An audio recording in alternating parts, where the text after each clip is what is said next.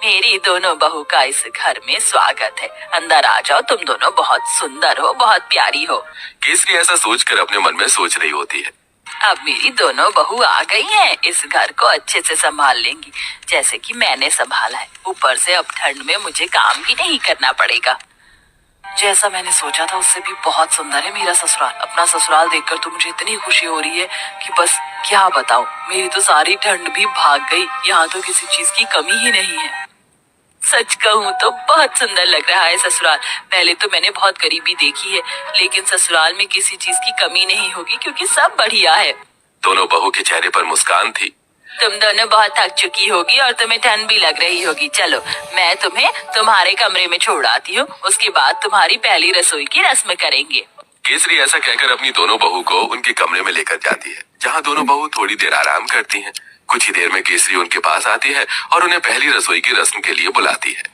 तुम दोनों ने आराम तो कर ही लिया होगा, चलो पहली रसोई की रस्म भी कर लेते हैं। केसरी ऐसा कहने के बाद दोनों बहू को ठंड में रसोई में छोड़कर बाहर चली जाती है। थोड़ी ही देर में फिर से वो दोबारा आती है। मुझे माफ कर देना, मैं तो तुम्हें सामान निकाल कर देना ही भूल गई, अभी देती हूँ। केसरी रसोई में आकर एक कटोरी लेती है और उसमें 6 चम्मच चीनी डालती है, 2 गिलास दूध निकाल कर रख देती है और साथ में 2 कटोरी चावल निकाल के डोंगे में रख देती है। ये रहा सारा सामान। अब तुम अच्छी सी स्वादिष्ट खीर बनाकर सभी के लिए मीठे में लेकर आ जाना। केसरी इतना कहकर रसोई से बाहर चली जाती है और दोनों बहू एक दूसरे की तरफ देख रही होती हैं। लगता है माँ जी हमें कुछ ज्यादा ही भली समझ रही हैं। मुझे तो लगता है कि उन्हें ये लग रहा होगा कि हमें खाना बनाना ही नहीं आता।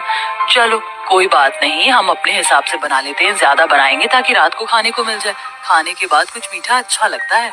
इस तरह आराध्या और राधिका दूध चीनी चावल निकाल कर ज्यादा सी खीर बना लेती हैं, जिसके बाद वो खीर परोसकर घर में सभी को देती हैं। बहुत अच्छी खीर बनाई है। वैसे ठंड में खीर अच्छी लगती है, लेकिन चलो खाना तो अच्छा बनाना आता है तुम्हें। कितनी अच्छी बात है, मेरी बहू तो बिल्कुल मेरे जैसी आई है, थोड़े सामान में ही अच्छा खाना बनाना। केसरी ये सोचकर बहुत खुश हो रही होती है। वो कुछ देर बाद अपने कमरे में आराम करने चली जाती है। अब दोपहर का खाना बनाने की बारी आती है, तो दोनों बहू ठंड में रसोई में आती है। कुछ ही देर में केसरी भी रसोई में आती है। अरे इस वक्त तुम रसोई में क्या कर रही हो? माँ जी हमने सोचा कि समय पर ही दोपहर का खाना बना देते हैं। अरे दोपहर के खाने की क्या जरूरत है, सीधा शाम को खाना बनाना चाहिए ना। वैसे भी ठंड में इतनी भूख कहाँ लगती है। और इस पतीले में क्या रखा है? केसरी तब पतीले को देखती है तो उसके अंदर खीर होती है। हे भगवान, इतनी सारी खीर! तुम दोनों ने इतनी सारी खीर कैसे बना दी, जबकि मैंने तुम्हें सिर्फ 2 कटोरी चावल दिए थे, 2 गिलास दूध दिया था। अरे माँ जी, हमने ज्यादा इसलिए बना ली थी ताकि हम रात तक आराम से खीर खाते रहें। हे भगवान, तुम्हारा पेट है कि कुआं? आज के बाद ऐसा बिल्कुल नहीं होना चाहिए। जितना मैं सामान दूंगी उतना ही बनेगा। ठंड में इतना खाना कोई नहीं खाता। लेकिन माँ जी, लेकिन वेकिन कुछ नहीं। इस घर को चलाना है या घर की बर्बादी करनी है? आज से ही अपने कान में आटा लगा लो, फिर ये गलती नहीं होनी चाहिए। राम राम राम, इतनी सारी खीर देखकर कहीं आज मुझे हार्ट अटैक ही ना आ जाए।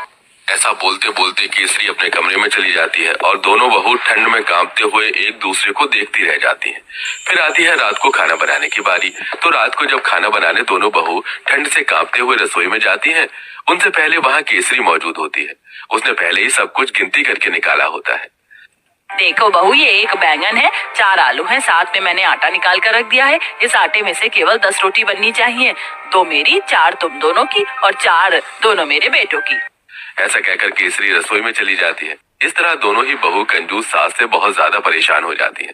रोटी बनाते बनाते आखिरी में 10 रोटी के बाद एक लोई रह जाती है। दोनों बहू वो भी बना देती हैं। तो इस बात पर भी केसरी उन्हें खूब सारी बातें सुना रही होती है।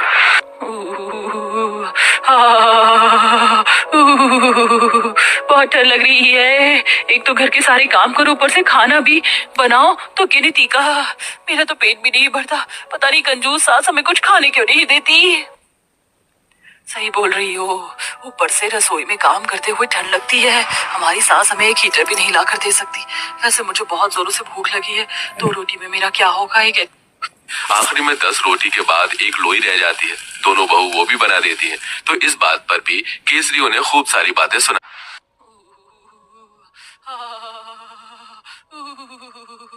बहुत डर लग रही है। एक तो घर के सारे काम करो, ऊपर से खाना भी बनाओ, तो गिनती का मेरा तो पेट भी नहीं भरता। पता नहीं कंजूस सास हमें कुछ खाने क्यों नहीं देती।